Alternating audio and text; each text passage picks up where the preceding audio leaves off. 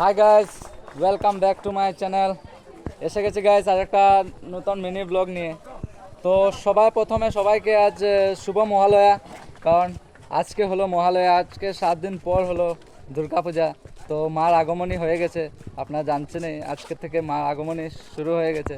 আর বর্তমানে আমরা এসেছি, এই যে দেখতে পাচ্ছ আমার পিছনে, এই যে পিছনে দেখতে পাচ্ছ, বর্তমানে আমরা এসেছি জোরখাল ব্রিজে। দেখতে পাচ্ছ বন্ধুরা, এখানে প্রত্যেক বছর মানে এত লোকের সমাগম হয়, যেমনি শিলচরে যেমনি সদরঘাট ব্রিজে যেরকম মানে মহালয়ার সময় ভিড়ভাড় হয়, ঠিক সেরকম আমাদের এই জোরখাল ব্রিজে মানে অনেক অনেক অনেক লোক হয়।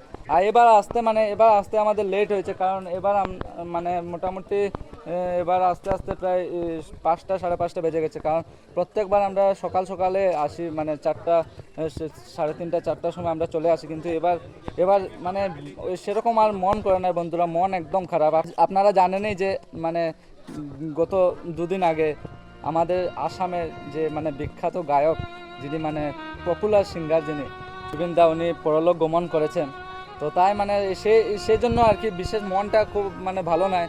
সবাই আমাদের পুরো আসামবাসী আমরা বর্তমানে শোকে আছি, কারণ সবাই মানে অনেক দুঃখিত। ওনার মানে হঠাৎ করে এভাবে চলে যাবেন, কেউ মানে ভেবে উঠতে পারেনি, ঠিক আছে। তো সেই জন্য এবারও দেখেছি, এখানে আসার পর দেখতে পেলাম, দেখো ব্রিজটা একদম ফাঁকা, একদম মানে লোকের সমাগম সেরকম না, প্রত্যেকবারের তুলনায় মানে সেরকম লোক এবার হয় না বন্ধুরা।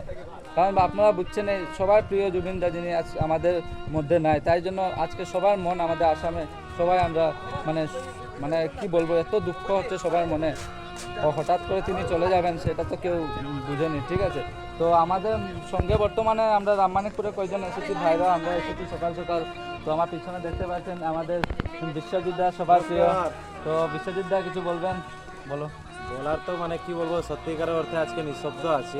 নিঃশব্দ কেন মানে আজকে সকাল সকাল যখন 3টার সময় উঠেছিলাম, ভাবলাম যে মহালয়ার উপলক্ষে বার হবো। বের হয়ে দেখি পোস্ট, যখন সোশ্যাল মিডিয়াতে আমাদের মাননীয় মুখ্যমন্ত্রী হেমন্ত বিশ্ব শর্মার একটা পোস্ট পেয়েছি। উনি অনেক রাত্র, উনি আমাদের যে আসামের যে প্রাণ বলতে গেলে, আজকে উনি নিঃশব্দ হয়ে গেছেন।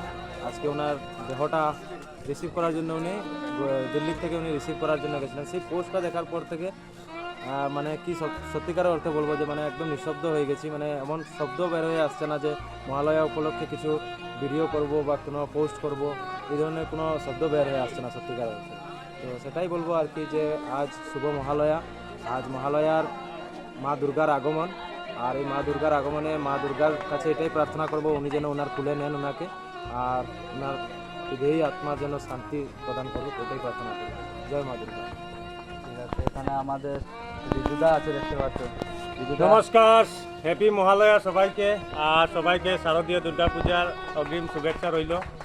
আর আজকে আমরা এখন বর্তমানে আছি জুরখাল, যেটা ফরেস্ট ভিলেজ। এই ফরেস্ট ভিলেজে আমাদের পুল, এটা আমাদের প্রায় সময় প্রত্যেক বছর ট্রেন্ডিংয়ে থাকে, সেইখানে আমরা এখন আছি। কিন্তু এবার অনেক আর ফাঁকা। এইবার পুজোটা মানে মানে এই যে আজকে মহালয়া, যেটা হ্যাপিনেস ডে, এই হ্যাপিনেসটা আমাদের চলে গেছে। কেননা আমাদের জুবিনদা এই পৃথিবীতে নাই। তো ওনার আজ আমরা মানে ওনার মানে দুঃখ আমরা বলতে পারছি না, যে মানে কতটুকু আমাদের হৃদয়ে মানে বেদনা, যে আমাদের জুবিনদাকে আমরা হারিয়েছি। তো ওইটাই আর কি, অনেক মানে দুঃখের কথা। তো ওইটাই আর, সবাইকে শুভ মহালয়া শুভেচ্ছা রইল। তো বন্ধুরা দেখতে পাচ্ছেন সবার মনে মানে সবার মুখে সেম কথা, মানে ঠিক একই কথা, জুবিনদা সবাই মানে আসামে মানে কি বলবো, যিনি প্রাণ, তিনি আজ আমাদের ছেড়ে চলে গেছেন, ঠিক আছে। কারণ মৃত্যু তো সবারই একবার আসে, তাও মানে আমরা ভেবেছিলাম না যে এত তাড়াতাড়ি উনি চলে যাবেন, ঠিক আছে। তো সবাই আমরা মানে ভেবে উঠতে পারছিলাম, ঠিক আছে। তো ঠিক আছে বন্ধুরা, আর বেশি লম্বা করছি না ভিডিওটা, ঠিক আছে। আজ ব্লগটা, আমি মিনি ব্লগটা এখানেই সমাপ্ত করছি। আপনারা ভালো থাকবেন, সুস্থ থাকবেন। মা যেন আপনাদের জীবনের এক নতুন আলো নিয়ে আসে, আপনারা সুন্দরভাবে বাকি দিনটুকু, পূজার দিনটুকু সুন্দরভাবে আনন্দে উৎসাহে আপনারা দিনটা যেন কাটাতে পারেন, এটাই আমি ভগবানের মার কাছে, দুর্গা মার কাছে মানে কামনা করব। তাই বলে আজকে আমার মানে ব্লগটা এখানে সমাপ্ত করছি। বাই বাই, জয় হিন্দ।